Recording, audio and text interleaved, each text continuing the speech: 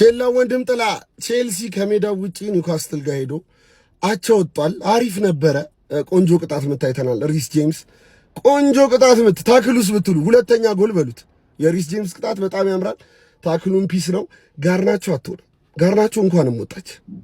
ጋርናቾ ኳስ በጣም በመስመር በኩል ይሄድላታል፣ ትበለዋለች። ወይ ደና ድሪብል የለ ወይ ደና ክሮስ የለ፣ ትመገበዋለች።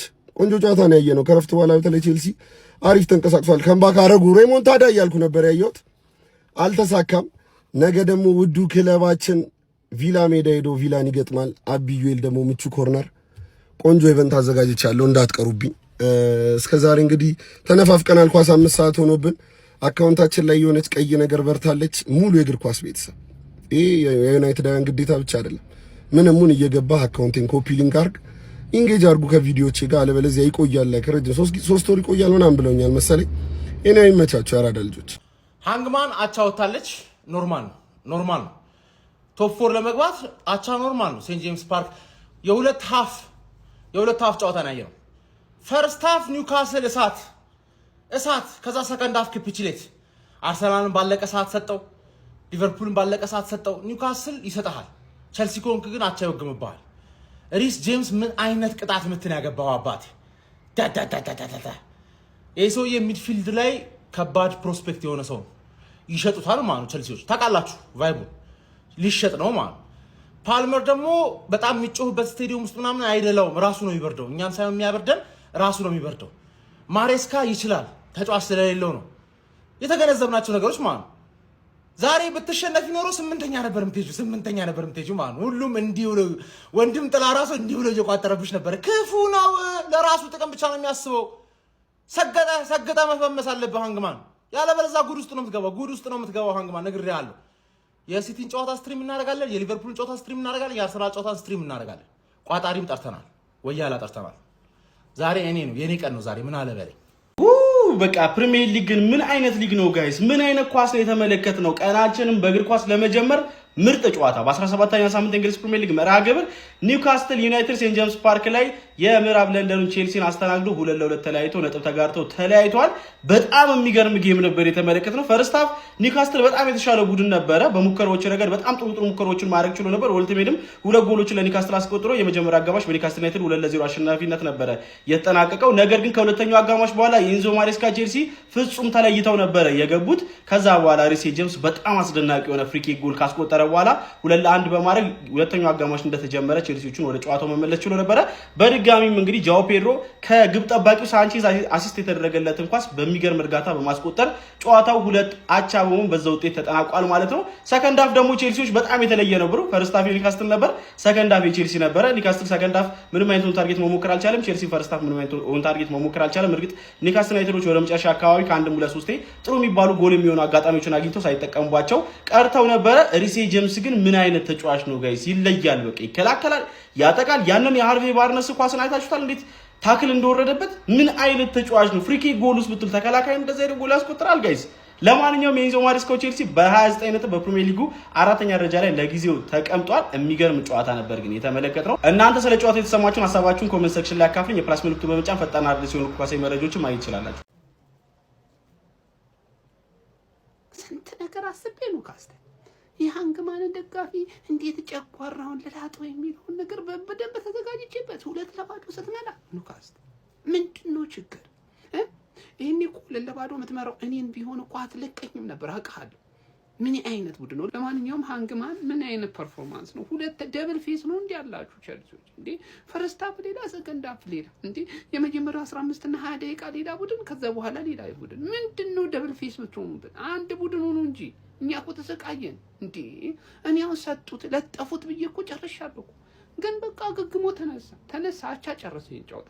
ግን ዛሬ ያሳያችሁት ሁለታችሁም ጨዋታ እጅግ የሚገርም ነው። በተለይ ደግሞ ሰከንድ ሃፍ ላይ ቼልሲ ያሳየው እንቅስቃሴ በጣም ምርጥ ነበር ጀማው። ለማንኛውም ግን እጅግ በጣም የሚያምር ቆንጆ ፉክክር የነበረበት ምርጥ የመክፈቻ ጨዋታ አይተናል የዚህ ሳምንት ማለት ነው።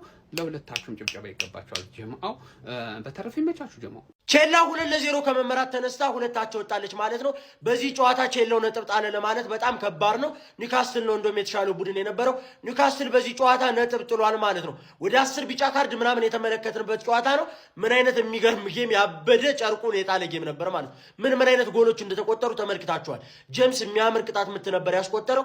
እንዲሁም ደግሞ የፔድሮ ጎል ማለት ነው። ምን አይነት ፈርስት ተች ነው ያራዳ ልጆች። አየር ላይ ነው የቀነሰው ተጫዋቹን ማለት ነው። አየር ላይ በግንባሩ ቀንሶት ሄደ፣ ባናቱ ማለት ቀንሶት ሄደ ተጫዋቹ ማለት ያበደ ፈርስት ተች፣ ያበደ አጨራረስ ማለት ነው። ፔድሮ የሚገርም ጨዋታ ነበር። ለማንኛውም ቼላው በዚህ ሳምንት ደረጃዋን አትለቅም ማለት ነው።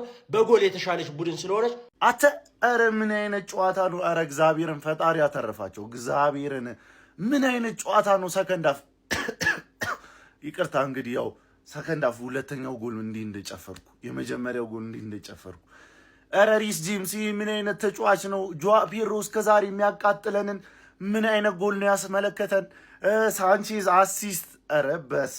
ኧረ በስማም ለተመልካች አዝናኝ ጨዋታ፣ እግዚአብሔርን ሳትወሻሹ በቃ የሚገርም ጨዋታ ነበረ።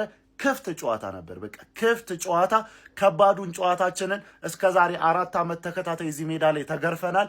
በአሁኑ ግን መገረፍ የለም።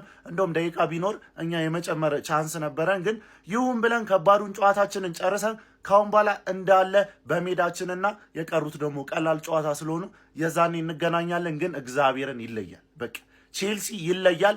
ማሬስካም ይለያል። ሰከንድ አፍ ላይ በቃ የሚገርም አሰልጣኝ እንደሆነ አስመስክሯል። ለማንኛውም ግን እንዳይደብራችሁ እግዚአብሔርን ጸዴ ጨዋታ ነው ያየነው። ከባድ ጨዋታ 1 ነጥብ አግኝተናል። ሲቲ የጣለበት ጨዋታ ነው እዚህ ሜዳ ላይ። እንዲሁም ሌሎቹ ደግሞ በኒውካስትል ሜዳ የታወቀ ነገር ነው። ስለዚህ እንዳይደብራችሁ፣ ሁሌም ቼልሲ ይቅደም። ቢስሚላ እንዴት ያበደ ጨዋታ ነው ያየነው።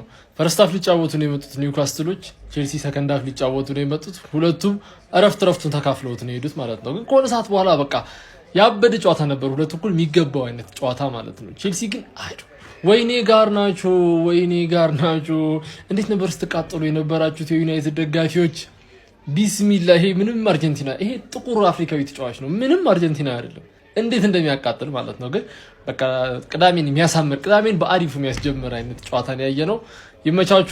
አሪፍ ጨዋታ ነው። ያመልጣችሁ ሰዎች በጣም ነው የሚያሳዝነው። ይሄ ጨዋታ በጣም ጸዴ ጨዋታ ነበር ያየነው። ክርስቶስን እንችላለን። ዋት ኤ ካምባክ ይልሃል። ዋት ኤ ካምባክ! ቼልሲ ኢዝ ባክ። ባይዜ ሰከንድ አፍ ላይ ያየነው ቼልሲ የዓለም ሻምፒዮናውን ቼልሲ ነው ያየሁት። ሪስ ጄምስ ምን አይነት ቅጣት ምት ነው! ምን አይነት ጆዋ ፔድሮ ነው ያየነው! ሮበርት ሳንቼዝ ሁላችንም ቆመን እናጨብጭብለት። ሮበርት ሳንቼዝ የኛ ግብ ጠባቂ አሲስትም ያደርጋል። ብራዘር አሲስትም ያደርጋል። እዛ ክሊንሺታችን እኩል ሆነ ብለን ተደስተን ሳናበቃ የኛ ግብ ጠባቂ አሲስት ያደርጋል ነው ማለት። ምን አይነት አጥቂ ነው ያለን! ጋድ ጆዋ ፔድሮ ይገባዋል። ሪስ ጄምስ ዛሬ ይለያል ነው ምላችሁ። ኮል ፓልመር ሰከንድ አፍ ላይ እጅግ በጣም ተቀይሮ ነው የገባው። ኤንዞ ማሬስካ ሰከንድ አፍ ላይ የዓለም ሻምፒዮናውን ቼልሲን አስመልክቶናል። ክርስቶስን እንችላለን።